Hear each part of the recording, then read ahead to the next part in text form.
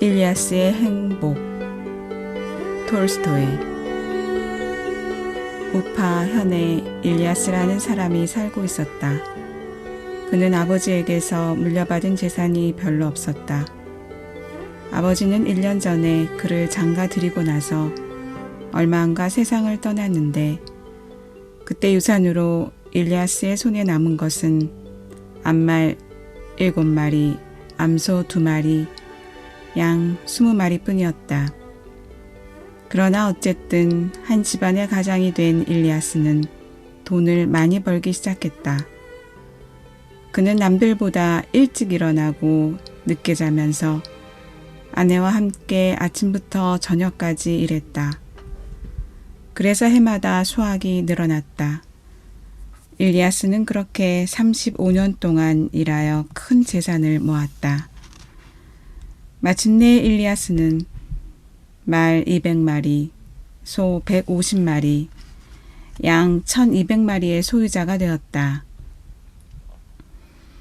남자 일꾼들은 가축들을 치고 여자 일꾼들은 암말이나 암소의 젖을 짜서 꾸미스, 버터, 치즈 따위를 만들었다. 일리아스에게는 불편한 것이 전혀 없었으므로 주위 사람들은 한결같이 그를 부러워했다. 일리아스는 복이 많은 사람이야. 뭐든지 풍족하게 갖고 있어서 죽는 것도 억울할 거야. 지위가 높은 사람들도 일리아스의 소문을 듣고 가까이 지내고 싶어 했다. 그리하여 일리아스의 집에는 먼 곳에서 손님들이 찾아오게 되었고, 일리아스는 이들을 따뜻이 맞아들여 깍듯이 모셨다. 손님이라면 누구에게나 꾸미스와 차, 생선과 양고기를 대접했다. 손님이 오면 을의 양을 한두 마리는 잡았다. 손님이 많을 때에는 말을 잡기도 했다. 일리아스는 아들 2에 딸 1를 두었다. 2 아들을 장가 보내고 딸도 시집 보냈다. 그런데 아들들은 일리아스가 가난하게 살 무렵에는 아버지와 함께 일하면서 말이나 양의 무리를 돌보았으나 살림이 풍족해지자 점점 게을러져 술을 즐기게 되었다. 결국 큰아들은 싸움을 하다가 맞아 죽었고, 작은 아들은 교만한 아내를 맞아들였다. 이 아들은 차츰 아버지의 말을 듣지 않게 되어 일리아스는 결국 아들을 분가시켜야만 했다. 아들에게 집과 가축을 나눠주어 분가를 시켰으므로 그만큼 재산이 줄어들었다. 그 후 얼마 되지 않아 양들이 병들어 잇따라 쓰러졌다. 이어서 가뭄으로 흉년이 드는 바람에 건초를 장만하지 못해 겨울이 되기 전에 많은 가축들이 굶주려 죽어갔다. 엎친 데 덮친 격으로 가장 살찐 말들을 끼르기즈 사람들에게 빼앗겨 일리아스의 재산은 더욱 줄어들었다. 이렇게 가세가 점차 기울면서 일리아스의 기력도 쇠약해졌다. 이윽고 일리아스가 70세가 되자 모피 외투도 융단도 말 안장도 포장마차도 모두 팔아버리고 나중에는 남은 가축까지 처분하게 되었다. 그는 드디어 빈털터리가 되었다. 이렇게 무일푼이 되자 늙은 몸으로 마누라와 함께 남의 집살이를 할 수밖에 없었다. 일리아스에게 남은 것은 몸에 걸친 옷과 모자, 양가죽 반 장화와 단화, 그리고 늙은 마누라 샴 셰마끼뿐이었다.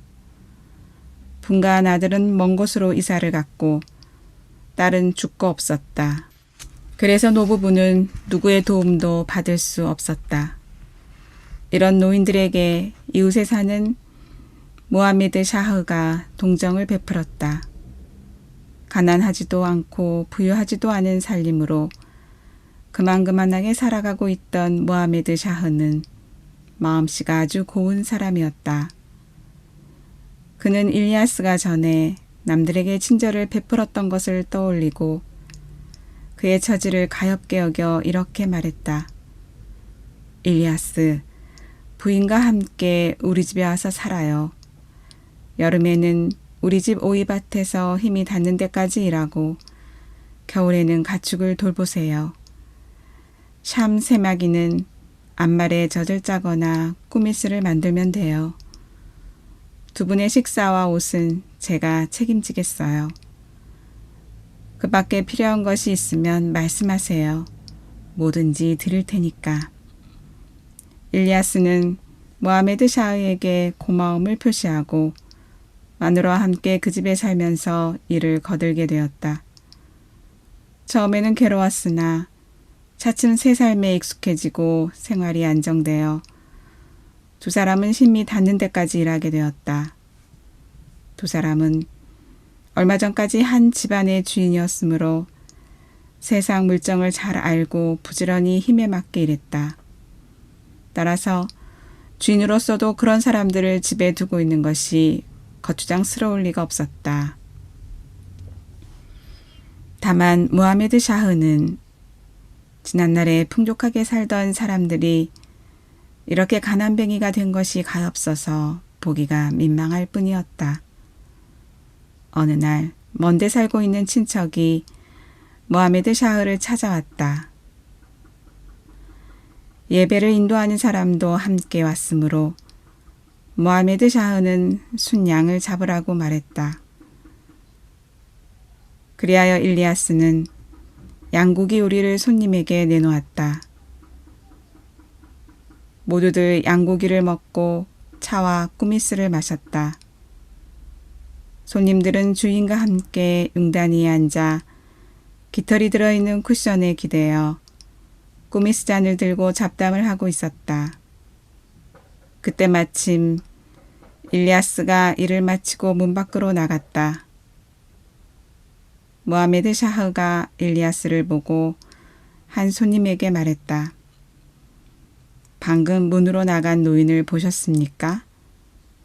보았습니다만 그분에게 무슨 색다른 점이라도 있나요? 있고 말고요. 저 노인은 이 마을에서 제일 큰 부자였습니다. 일리아스라고 하는데 이름을 들어보셨겠지요? 손님이 대답했다. 아무렴요. 들은 일이 있지요. 만난 적은 없지만 저분의 소문이 꽤 멀리까지 퍼져 있었습니다. 그런데 지금은 무일푼이 되어 우리 집에서 일하고 있습니다. 부인도 함께요. 말젖을 짜기도 하면서. 손님은 놀란 표정으로 혀를 차며 머리를 흔들었다. 사람의 운명이란 수레의 바퀴처럼 돌고 도는 것인가 보군요. 불쑥 위로 올라가는 사람이 있는가 하면 갑자기 아래로 떨어지는 사람이 있으니 말입니다. 보나마나 저 노인은 쓸쓸하겠군요. 글쎄요. 아무튼 일을 잘하면서 조용히 살고 있습니다. 저 노인과 이야기를 나눠도 될까요? 물어보고 싶은 것이 많습니다. 물론이지요. 주인이 그렇게 대답하고 포장마차 뒤를 향해 소리를 질렀다. 할아버지, 이리 와서 꾸미스 한잔 하세요. 할머니도 함께요. 마누라 함께 들어온 일리아스는 손님과 주인에게 인사를 하고 잠깐 기도를 올린 다음 입구 옆에 앉았다. 일리아스의 늙은 아내는 장막 뒤로 돌아가 마님 옆에 자리를 잡았다. 일리아스 앞에도 꾸미스 잔이 놓여졌다. 그는 손님과 주인의 건강을 축복한 뒤 머리를 숙여 꾸미스를 한 모금 마시고 잔을 내려놓았다. 손님 중에 한 사람이 일리아스에게 말했다.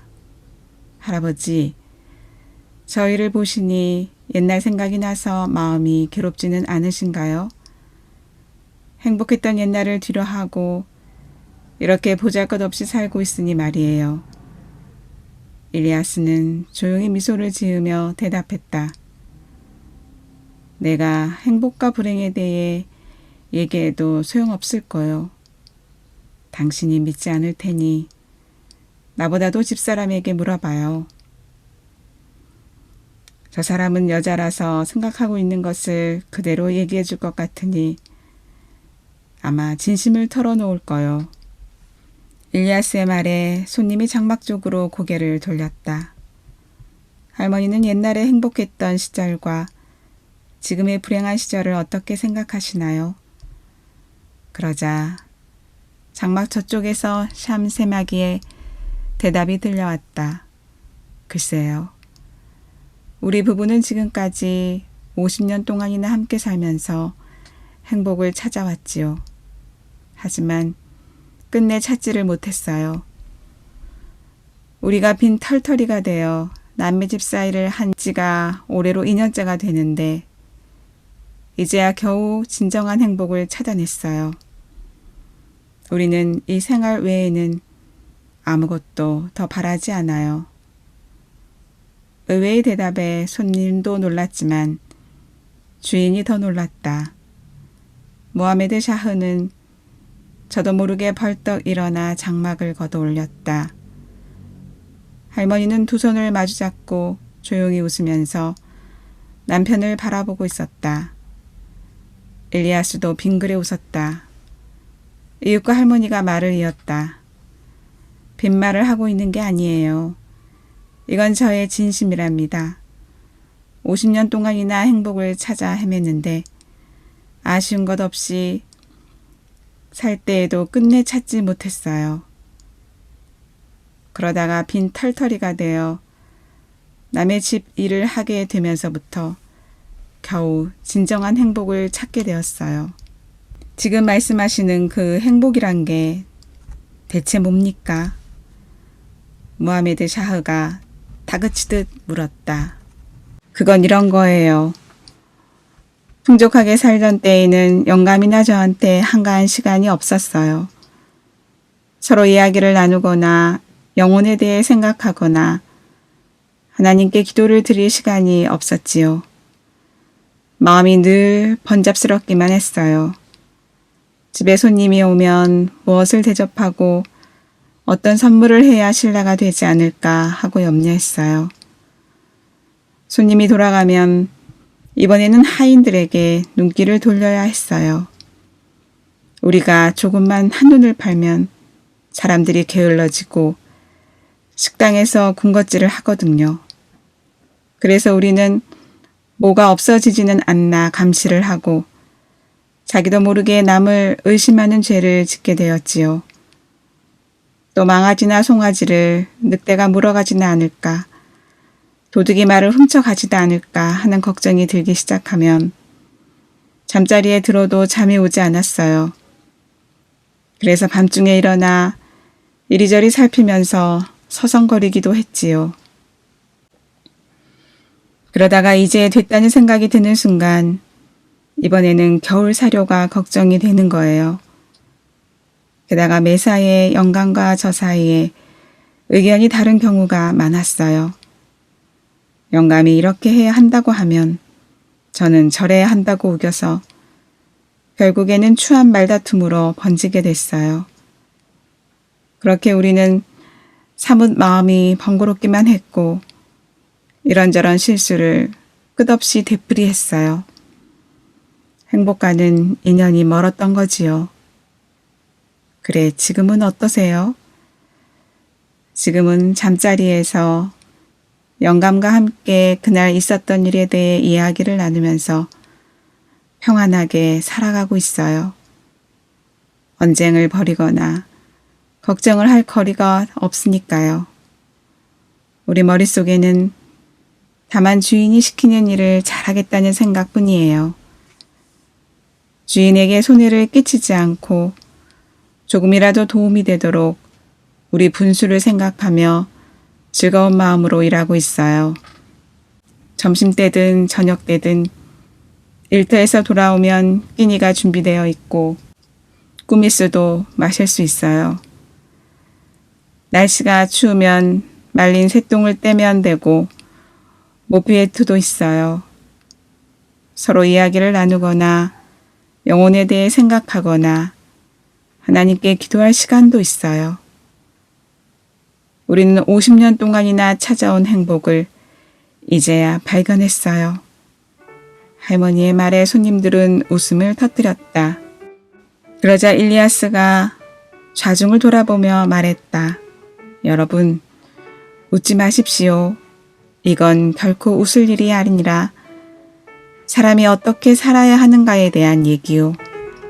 집사람과 나는 어리석었기 때문에 재산을 잃었을 때에는 억울해서 울기까지 했소. 하지만 이제 와서야 하나님께서 진실을 가르쳐 주셨소. 우리가 그 진실을 여러분에게 털어놓는 것은 우리를 위로하기 위해서가 아니라 여러분이 잘 되기를 바라는 마음에서요. 일리아스의 말에 회교 성직자가 말했다. 참으로 현명하신 말씀이요. 일리아스의 이야기는 하나에서 10가지 진실이요. 경전에도 이와 비슷한 내용이 쓰여 있거든요. 예배를 인도하는 사람의 말에 손님들은 웃음을 그치고 생각에 잠겼다.